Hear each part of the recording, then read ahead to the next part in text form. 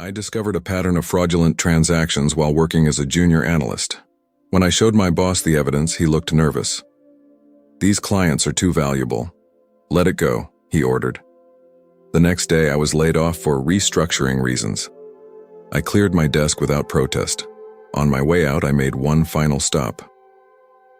My name is Matthew Shaw.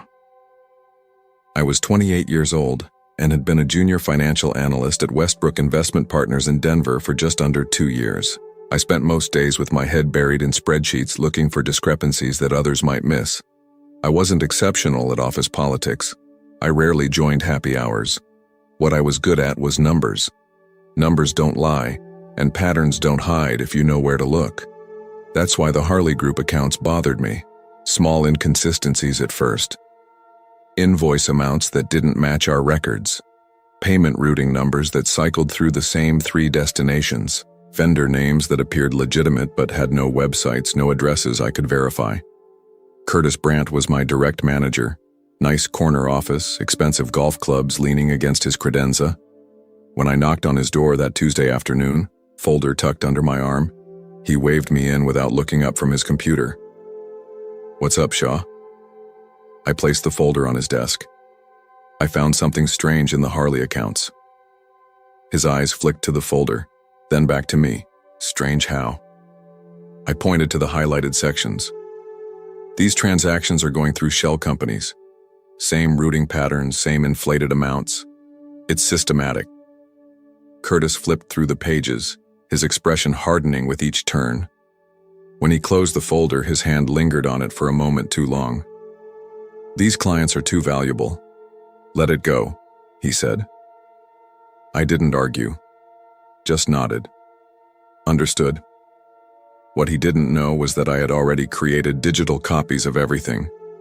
Something in his voice told me I might need them. The next morning, Heather from Human Resources called me in. The company was restructuring. My position was being eliminated. Nothing personal. A severance check would be deposited. "Please clean out your desk by noon." No one looked at me as I packed my things. Odd how quickly you become invisible. I moved to Denver 3 years ago after finishing my master's degree in financial analysis. My grandmother had left me enough money to pay off my student loans, but not much else. She always told me, "Trust your gut, Matthew. Numbers may not lie, but people sure do." She'd raised me after my parents died in a car accident when I was 12. Westbrook Investment Partners wasn't my dream job, but it was a solid firm with a good reputation. I kept my head down, worked 60-hour weeks, and built a reputation as reliable, if not remarkable. Curtis hired me himself, said he liked my attention to detail. "People miss things," he'd told me during the interview. "I need someone who doesn't." Looking back, there were signs something wasn't right. The Harley Group accounts were untouchable. Only specific people handled their transactions. Questions about their portfolio were deflected or met with vague answers. Once, I overheard Curtis on the phone saying, No one's asking questions. It's handled exactly how we discussed." I ignored those red flags. I was building something here: respect, a career, financial stability. I didn't want complications. There was a senior analyst, Jennifer Riley, who worked in compliance 2 floors down. We'd crossed paths occasionally in the break room. She had a reputation for being meticulous, even intimidating. Once she'd stopped by my desk to check a discrepancy I'd flagged in a different account. "Good catch," she'd said, eyeing my cubicle with its neat stacks of papers. "Not everyone bothers to look this closely." "Just doing my job," I'd replied. She'd studied me for a moment. "Keep doing it that way." Then she'd handed me her card. "If you ever see something that doesn't add up, my door is open." I'd kept her card in my wallet behind my driver's license. Never thought I'd need it. There was another warning sign I'd missed. 2 months ago, another analyst, Trevor, had been fired suddenly. Office rumor was he'd been asking too many questions about certain accounts. I'd assumed he'd messed up somehow, made a serious error. Now I wondered if he'd seen what I'd seen. The day before I discovered the pattern, Curtis had invited me to lunch. Unusual. He'd never done that before. He asked about my career goals, whether I was happy at Westbrook, said I had potential. Looking back, I think he was testing me, seeing if I could be trusted to stay quiet. I failed his test without knowing it was being administered. The morning after I was fired, I sat in my apartment staring at my laptop screen. I'd forwarded copies of the Harley Group files to my personal email before leaving. Not the smartest move legally, but my gut told me something bigger was happening. I created a spreadsheet tracking all the transactions I'd flagged. Over 6 months, more than $4 million had moved through those shell companies. I hadn't seen the full picture at work, but now, looking at it all laid out, the pattern was unmistakable. Someone was laundering money through our firm, and Curtis knew about it. My phone buzzed. A text from Alicia, another analyst from Westbrook. Heard what happened. Crazy they cut you without warning. Drinks tonight? I didn't respond. I couldn't explain what I was thinking, and I wasn't sure who to trust anymore. I pulled out my wallet and found Jennifer Riley's card. Her direct line was printed underneath her email. My finger hovered over my phone. What would this accomplish? I was already fired. Fighting a mid-sized investment firm would be expensive, exhausting, and possibly career-ending. I'd be labeled a troublemaker. Maybe I should just move on, find another job, forget what I'd seen. My apartment felt suddenly small. I grabbed my keys and went for a drive. Ended up at the park where my grandmother used to take me when I visited her as a kid. I sat on a bench watching joggers pass by, dogs chasing frisbees. Trust your gut, Matthew. I could almost hear her voice. What did my gut tell me now? That something wrong was happening. That people with money were breaking rules and hurting others. That Curtis had chosen his side, and it wasn't the right one. And that I had a choice to make. When I got home, I printed out all the documents, 317 pages. I organized them chronologically, added tabs for each suspicious client, and wrote a summary of what I'd found. Then I placed everything in a large manila envelope. I didn't feel angry anymore, just calm, clear. I sent one email to Jennifer Riley, short and to the point. I found something you should see. Can we meet tomorrow? Her response came 20 minutes later. My office, 9 a.m. That night, I slept better than I had in months. Jennifer's office was smaller than I'd expected. No window, just walls lined with filing cabinets and regulatory manuals. She gestured to the chair across from her desk as I closed the door behind me. I'm no longer employed here, I said, placing the envelope on her desk. But I thought someone should know about this. She didn't open it right away. Tell me what I'm looking at first. I explained what I'd found. The shell companies, the routing patterns, the inflated invoices. How Curtis had told me to drop it and how I'd been fired the next day for restructuring reasons. Jennifer's expression didn't change as she listened. When I finished, she opened the envelope and began scanning the documents. You kept copies of internal financial records, she said finally. Not a question. Yes. That's against company policy, potentially illegal. I know. She studied me for a long moment. What do you want out of this, Matthew? Nothing. I just couldn't walk away knowing what was happening. Jennifer sighed and closed the folder. I'll look into it, but I can't promise anything. She slid the envelope into her desk drawer. And you should know, this could come back on you. Hard. I stood to leave. I understand. Do you? Westbrook has powerful clients and expensive lawyers. If you're right about this, people will lose their jobs, maybe go to jail. They'll fight dirty. They already fired me. What else can they do? I got my answer 3 days later. A certified letter from Westbrook's legal department arrived at my apartment. They were accusing me of theft of proprietary information, breach of confidentiality, and defamation. They demanded I return all company documents immediately and sign a statement retracting any accusations I'd made about improprieties. The letter ended with a thinly veiled threat.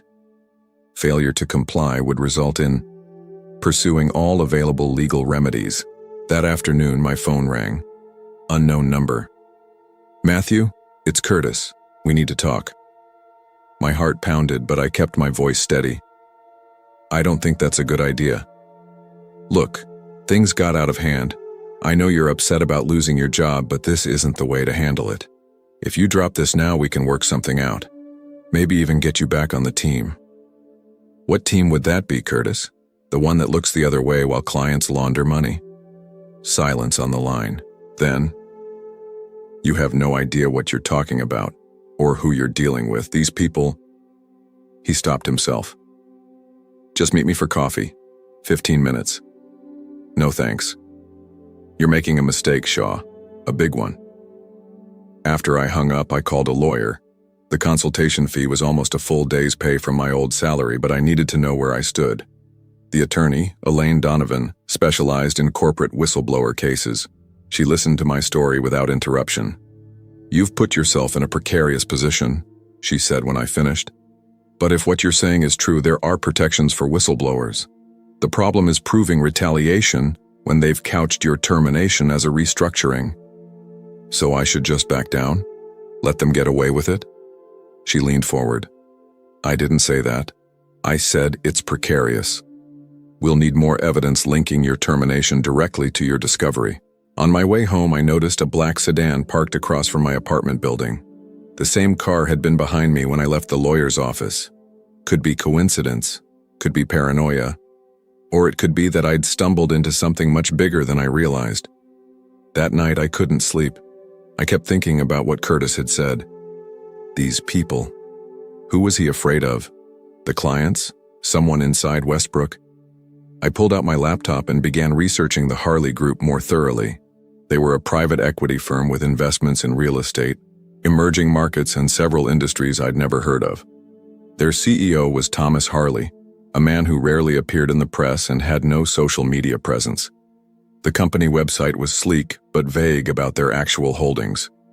Then I found something. A small news item from 3 years ago, before I joined Westbrook. The Harley Group had been under SEC investigation for potential securities fraud. The case had been abruptly dropped. No explanation given. I dug deeper. Found an archived article mentioning that the lead SEC investigator had suddenly retired mid-investigation. Coincidence? A knock at my door startled me. It was nearly midnight. I peered through the peephole. Jennifer Riley stood in the hallway looking tense. "Can I come in?" she asked when I opened the door. I stepped aside. She entered quickly, glancing behind her before I closed the door. "Were you followed?" I asked, only half joking. She didn't smile. "Maybe, I'm not sure." She placed her bag on my kitchen counter and pulled out a flash drive. "I found more. A lot more. You just scratched the surface." She connected the drive to my laptop. Folders appeared labeled by date going back 5 years. "The Harley accounts aren't the only ones," she said, opening documents. "There are at least 3 other client groups running similar schemes, all high value, all protected. Protected by who?" Jennifer looked me in the eye. "By Jonathan Westbrook himself." Jonathan Westbrook, the founder and CEO of the firm, the man whose name was on the building. "How high does this go?" I asked. "The CFO is definitely involved. Probably the head of client services too. They've been moving money offshore using our firm to make it look legitimate." I sank onto my couch. "Why are you showing me this? Why not go to the authorities?" I needed to be sure first, and she hesitated. I needed someone else who knew. Someone outside the company. Insurance. Insurance against what? 3 years ago, an analyst named David Weber found something similar. He went to the SEC directly. 2 days later, he was in a car accident. Didn't survive. My mouth went dry. "You think..." I don't know what to think, but his notes mentioned the Harley Group specifically. I stared at the screen, at the web of transactions and names. This wasn't just fraud. This was organized, systematic, protected at the highest levels. "What do we do now?" I asked. Jennifer closed the laptop. "We go to someone who can't be bought, someone outside their sphere of influence." She pulled a business card from her pocket and placed it on the table. Federal Bureau of Investigation. I have a contact, she said. Someone who specializes in financial crimes. But once we do this, there's no turning back. For either of us. I thought about Curtis's warning, about the black sedan, about David Weber. When do we meet them? I asked. Tomorrow, if you're in. I nodded. I'm in. After Jennifer left, I copied all the files from her flash drive, then hid it behind a loose baseboard in my bathroom. Insurance of my own. That night I packed a bag and didn't sleep in my apartment. Some instincts you learn to trust. The FBI office was unmarked, tucked away in a nondescript government building downtown. Agent Tessa Harding didn't look like the FBI agents in movies. No suit, no stern expression. Just a woman in her 40s with practical shoes and tired eyes. Tell me everything, she said. From the beginning. For the next 2 hours, Jennifer and I laid out what we knew. The shell companies, the money movement, the selective access to certain accounts, the retaliation, the possibility that this connected to an earlier investigation. Agent Harding took notes, asked pointed questions, and occasionally made phone calls to verify specific details. When we finished, she sat back in her chair. If you're right, this is a major case. Money laundering on this scale usually involves other criminal enterprises, drug trafficking, corruption, tax evasion. So you'll investigate? Jennifer asked. We already are. Your information corroborates something we've been building for months. She looked at me. But we'll need your testimony. That means going on record, possibly in court eventually. I thought about my career prospects after being known as the guy who brought down his former employer, about Curtis's warning, about my grandmother's voice in my head. I'll do it. Agent Harding nodded. We'll need to move carefully. These people have resources and connections. For now, tell no one about this meeting. She handed each of us a card with just a phone number. If anything unusual happens, anything at all, call this number immediately. As we left the building, Jennifer touched my arm. You should consider staying somewhere else for a while, just until this breaks. I'd already been staying at a budget hotel for 2 nights. Ahead of you there. Smart. She smiled slightly. You know, when Curtis hired you, he told everyone you were too quiet to make waves. Looks like he misjudged you. He's not the first. That afternoon, I got a job interview at a smaller financial firm across town. I didn't mention Westbrook's accusations or the FBI investigation, just highlighted my skills and experience. The hiring manager seemed impressed, said they'd be in touch. 3 days later, as I was leaving the hotel, my phone buzzed. A text from a number I didn't recognize. Parking garage, level 3, blue Honda, 20 minutes. No name. But only one person knew I was staying at this hotel, Jennifer. I debated calling Agent Harding, but decided to check it out first. I took precautions, parked 1 level up, approached on foot, stayed near the stairwell. The blue Honda was there. Driver's side window rolled down. But it wasn't Jennifer behind the wheel. It was Trevor, the analyst who'd been fired before me. Get in, he said. Quickly. I hesitated. Please, it's about Jennifer. I slid into the passenger seat. How did you find me? Jennifer told me where you were staying. Yesterday, before they took her in. My stomach dropped. Took her in? Who? Westbrook Security. They're saying she stole confidential client information. She's being questioned by their legal team right now. He ran a hand through his hair. Look, I know what you both found. I saw it too 6 months ago. That's why I got fired. Why are you here now? Because Jennifer helped me when no one else would. And because what's happening at Westbrook is bigger than we thought. He handed me a USB drive. This has account information for offshore holdings, copies of altered financial statements, and recordings of conversations between Westbrook executives and Harley Group representatives. Jennifer managed to get it out before they locked down her computer. I stared at the small device. Why not take this to the FBI yourself? Because Westbrook has people everywhere, even in law enforcement. Jennifer thought you might have a contact we could trust. He looked at me. Do you? I thought of Agent Harding, her tired eyes, her immediate recognition of what we'd brought her. Yes, I said. I think I do. I called the number on Harding's card from Trevor's car, told her what had happened to Jennifer. Within an hour, we were in a different FBI office with different agents creating a secure copy of Trevor's files. By evening, things moved quickly. Jennifer was picked up by FBI agents as she left Westbrook's offices, ostensibly for her protection. Warrants were being prepared, and I was being moved to a secure location until everything broke. The last person I called was my lawyer, Elaine. They're making their move tomorrow, I told her. I need you there with me. I'll be there, she said. And Matthew?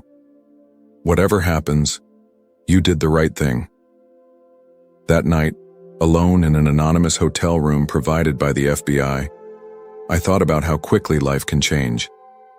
3 weeks ago, I was just an analyst doing my job. Now I was at the center of what Agent Harding called one of the biggest financial fraud cases of the year.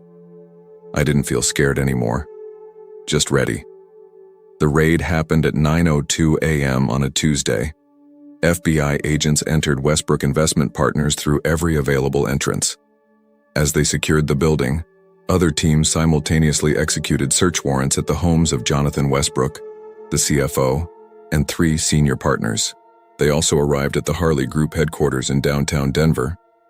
I watched from Agent Harding's car, parked across the street. Employees streamed out of the building, looking confused. Some were being interviewed by agents on the sidewalk. Others just stood in groups, checking their phones, trying to understand what was happening. Then I saw him, Curtis Brandt, being escorted to a black SUV, no handcuffs but clearly not going willingly. His face was tight with anger or fear, maybe both. He's cooperating, Agent Harding said beside me. First one to flip, trying to cut a deal. Of course he was. I almost laughed. Curtis looked up as the SUV pulled away from the curb. For just a moment, our eyes met through the 2-car windows. He didn't look surprised to see me, just defeated. By afternoon, the news had broken nationally. Major investment firm raided in fraud investigation. The coverage mentioned a whistleblower who had uncovered the scheme. My name wasn't public yet, but it would be soon. Jennifer called me from her lawyer's office. They're offering immunity to lower-level employees who cooperate, she said. The executives aren't so lucky. Jonathan Westbrook was arrested at his home. They found shredded documents in his fireplace. What about the Harley Group? Thomas Harley is nowhere to be found. Left the country last week, apparently, but they've frozen the company's assets. 2 days later, I sat in a federal prosecutor's office going through my testimony again. The evidence was overwhelming. The documents Trevor and Jennifer had saved, my original findings, banking records seized in the raid. And now, statements from at least 6 Westbrook employees who had witnessed parts of the scheme but been afraid to come forward. The prosecutor, a serious woman named Diane Lawrence, closed her folder. Mr. Shaw, your testimony is crucial to this case, but I want you to understand what you're walking into. Defense attorneys will try to paint you as disgruntled, incompetent, or motivated by revenge. It won't be pleasant. I understand. Are you prepared for that? I thought about Curtis's warning, about Jennifer being detained by Westbrook Security, about David Weber, who might have been silenced permanently. Yes, I said, I'm prepared. The first indictments came down a week later.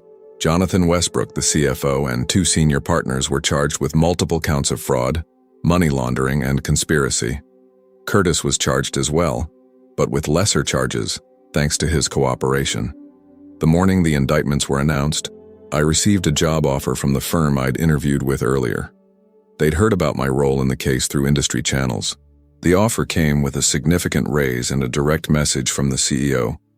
We need more people with integrity. I accepted. The last piece fell into place a month later. A letter arrived from the SEC's whistleblower program. Because my information had led directly to successful enforcement action, I was eligible for a substantial reward, 15% of the penalties Westbrook would pay. The estimated amount made my eyes widen. I wouldn't have to worry about money for a very long time. That evening I visited my grandmother's grave, placed fresh flowers by her headstone. "You were right," I said quietly. "Trust your gut." I could almost hear her laughing.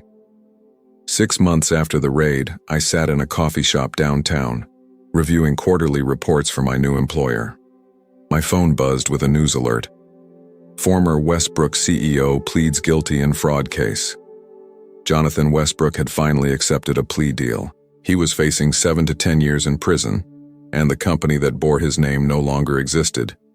Its legitimate assets had been acquired by competitors, its reputation destroyed. I closed the alert and returned to my work. The scandal had faded from the headlines, replaced by newer crises and controversies. But its effects lingered in stricter regulations, industry-wide compliance reviews, and occasional mentions in business school ethics classes. Curtis had received a suspended sentence and probation for his cooperation. I'd heard he was working at his brother-in-law's insurance agency in Nebraska. He'd tried to contact me once, sent an email that began with, "I hope you understand." I hadn't finished reading it. Jennifer had landed on her feet, recruited by a regulatory compliance firm where her experience was highly valued. We met occasionally for coffee, bound by our shared experience but not quite friends. Trevor had moved to Seattle, started fresh with a tech company that had nothing to do with finance. And me? I was doing well. The new job challenged me in good ways. My boss valued my attention to detail, my unwillingness to look the other way. The whistleblower reward sat mostly untouched in an investment account. I'd used some to buy a small house outside the city, a place with a garden my grandmother would have loved. I still checked my rearview mirror more often than most people, still kept digital backups of important documents, still trusted patterns more than promises. But I slept better at night. As I paid for my coffee and packed up my work, a young man approached my table. Early 20s, nervous energy, clutching a portfolio. "Excuse me," he said. "Are you Matthew Shaw?" I nodded cautiously. "I'm Jason. I just started at Meridian Financial." My new employer. "They told me I should talk to you about their compliance protocols, that you're the best person to explain why they matter." I studied him for a moment. Eager, earnest, reminiscent of how I'd been not so long ago. "Have a seat," I said, gesturing to the chair across from me. "Let me tell you a story about patterns and why they're important." He sat down, opened his notebook, pen ready. I began at the beginning. Sometimes the most powerful thing you can do isn't making noise. It's simply refusing to look away when everyone else does.